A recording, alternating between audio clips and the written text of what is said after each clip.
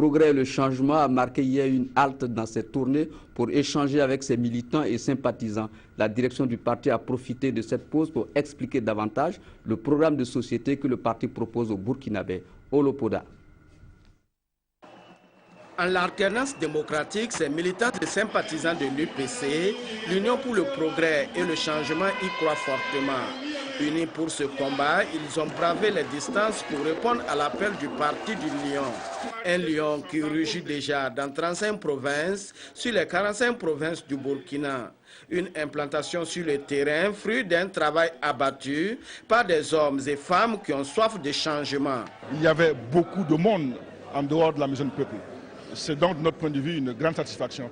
Mais pour nous, il n'y a pas matière à l'autosatisfaction.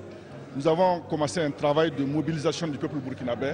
Aujourd'hui, c'est une étape qualitative que nous avons franchie, mais nous souhaitons que prochainement, nous puissions mobiliser 2, 3, 4, voire 5 fois plus que ça. C'était un départ pour la démarche que nous engageons pour faire de l'UPC une force politique qui va remporter la victoire politique.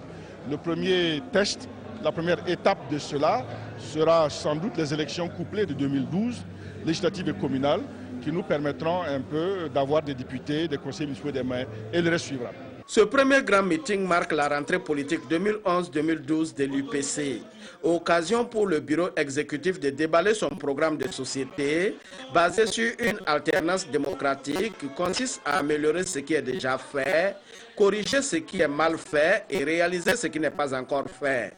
Et le chemin pour y parvenir de la vue de l'UPC passe par le choix raisonné des électeurs. Plus de la moitié de nos responsables dans les comités de base sont des jeunes. C'est donc un parti qui puise dans le vivier des forces vives de la nation.